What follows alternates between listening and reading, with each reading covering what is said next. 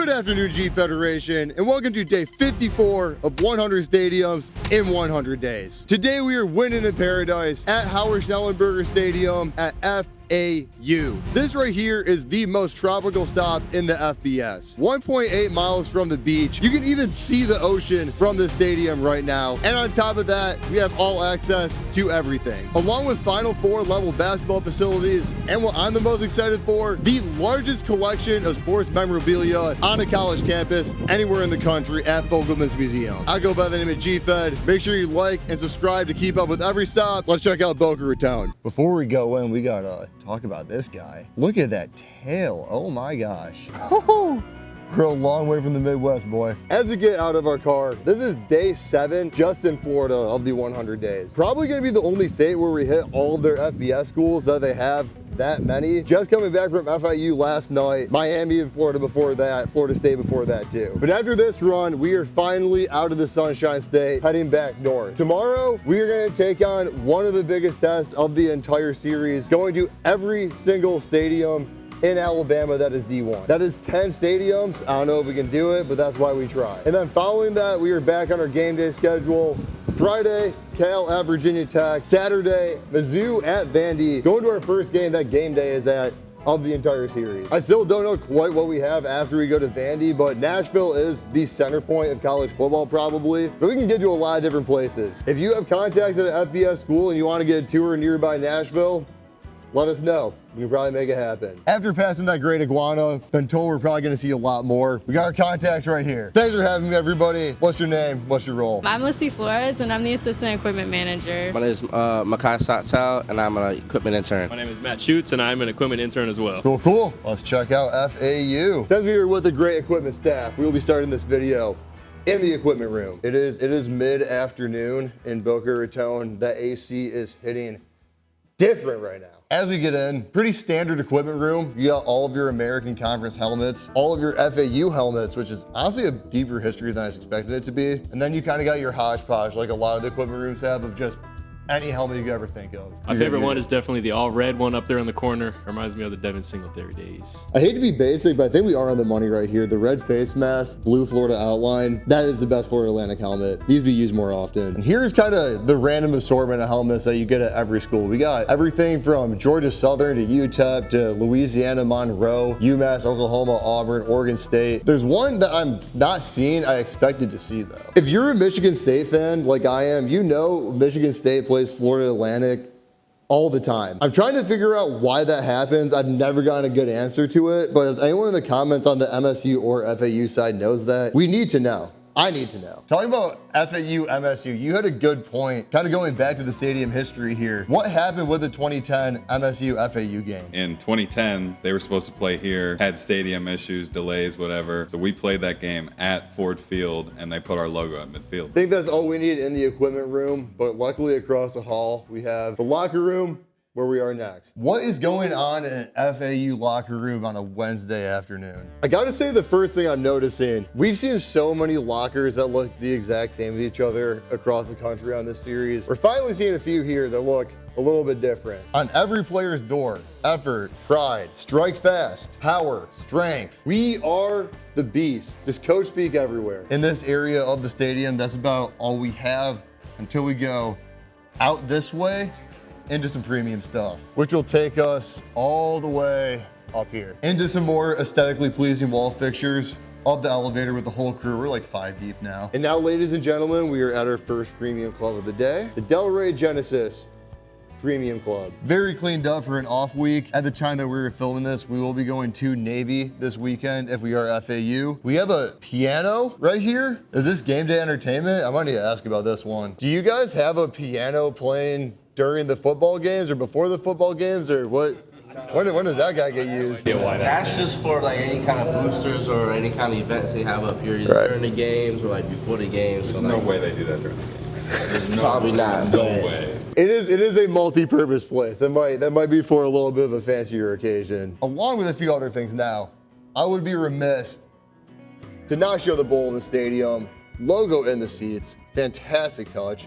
It's not too often a painting inside of a club section catches my eyes, but I did like this one quite a bit. And if you're wondering if we skipped the player facility when we were in the locker room, we did not. It's actually across the street from here. Along with that Fogleman's museum we talked about in the intro, their facility at FAU is in this building right here, which was funded by Bob Sheets. If that Sheets name rings a bell, it is the guy from the gas station, which is kind of crazy because we are in complete Wawa country right now. But before we get to everything over there, we have suites 1 floor up, and then from there, we're going to the roof. As we get up to the suite level, we do have a great opportunity up here. On this series, President Suites have not been guaranteed, but we're gonna see this one. That's big enough to have its own big old lettering outside. The Eleanor R. Baldwin, Florida Atlantic University's President Suite. Let's pop in this entrance. Spot for the photo, everybody. Let's check out the rest of the spot. I have been to FBS schools that have club sections about this big. Look at down here. What are we, like 40 seats deep? This is massive. Then of course you got our whole bar set up. That's all good to go. Little game day handouts for everybody. Then what do we have in the paper on the President's Suite? FAU beating Central Michigan in the Motor City Bowl. You know we love that. But now leaving the President's Suite, we got that one more spot to go. I said you can see the ocean from the stadium. We have to actually see it in the video, right? They say we're 1.8 miles from the beach here. You guys tell me. Does that look like 1.8 to you? There's that Atlantic, at Florida Atlantic. On the other side too, away from the stadium, you wanna see all of FAU's campus?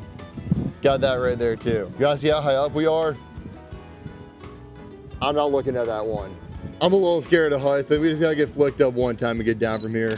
That's perfect. Before we get out of here, let's make our way down to the field. Before we get down, gotta shout out the best feature in the concourse though. Look at this. I've never done the South Florida spring break and gone to the Rock Bar or wherever you might want to be. This kind of feels like an in-stadium version of that. This is the biggest bar in a stadium I might have ever seen. Definitely a G5 level. So many tables and chairs with still a really good view of the game. The bar just goes on and on and on. You are not winning any line over here. And if you want to get a little grassy, a little classy, there's a VIP section right this way too. This might be the best shot of the whole stadium right here. This looks so good. And we gotta shout out the FAU Go, Howard Schnellenberger, before we get out here. In through the sand too. I know this is the only stadium in FBS you can see the ocean.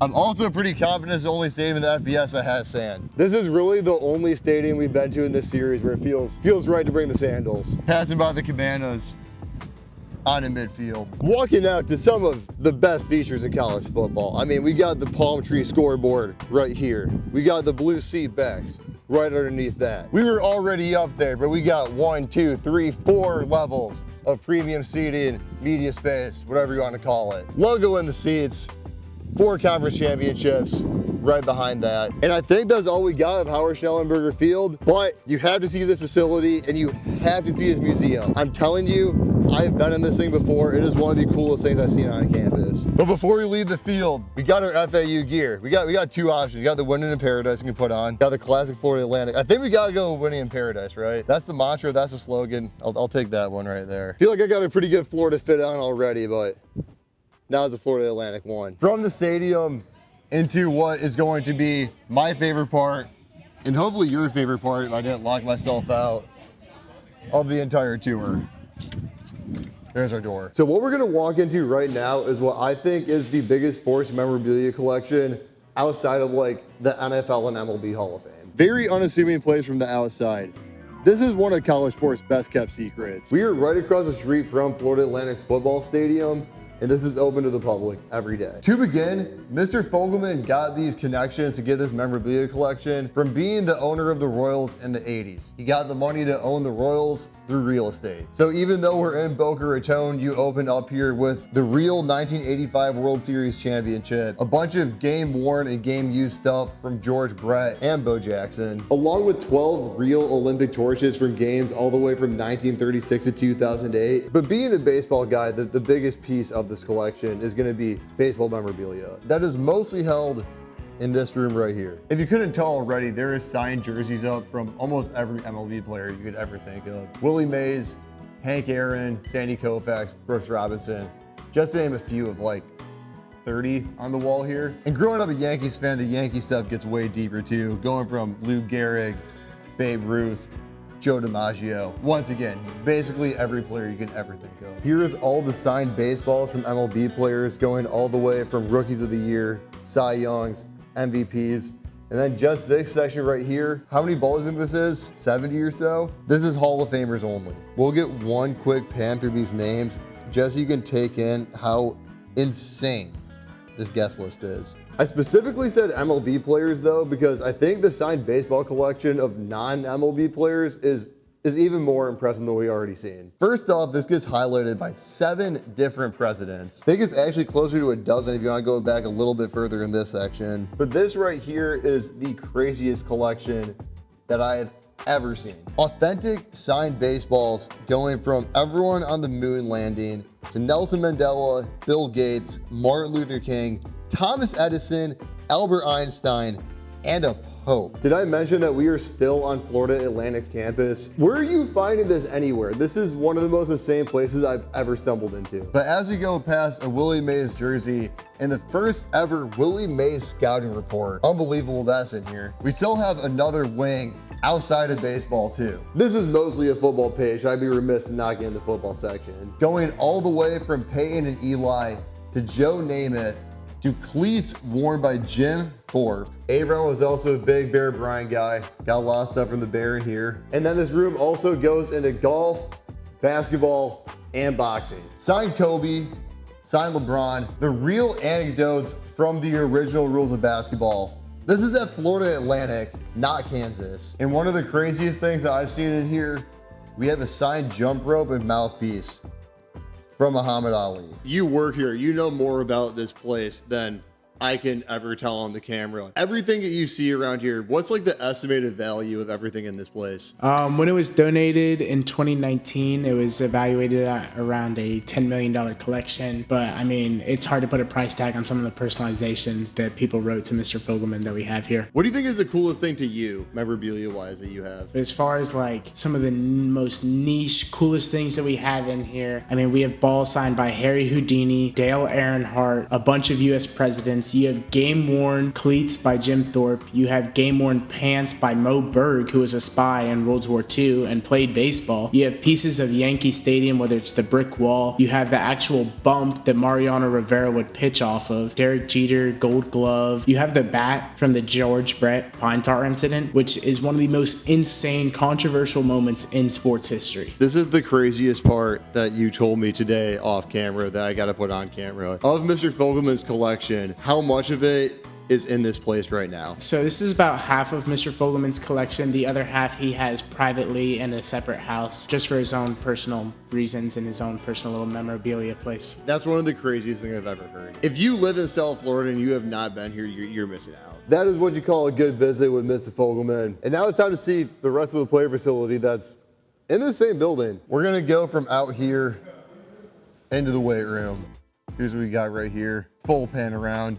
Into some great logo shots. She's trying to stay out of frame. She's gonna get it anyways. I love a good, incredible Hulk owl. That really puts the whole place together. You have the team room right here. Look at this thing though. We love that. Something about the raised seating in here makes it look cooler than a lot of the flatter team rooms. I don't know what it is. Even though I will admit this walk probably sucks ass the day after a game when you're sore as hell. This really is like movie theater style seating. Is it like actually sitting in a seat right here? I feel like I'm in a movie theater. Let's hit a quick NFL wall as we pop out of here with mini helmets. That's a new one. For G5 is a good NFL wall too. We got Devin Singletary, Harrison Bryant, Alfred Morris, probably the best FAU owl too. Trey Hendrickson. That's gonna wrap up football. But we're gonna wrap up the whole video from the basketball arena. Florida Atlantic has made a Final Four. We have never been in their gym one time. The golf cart ran out of gas, so we're taking the gator to basketball. Kind of like the style. I feel like I'm in the back of a pickup truck. We're hoping for an open door. We're gonna get one.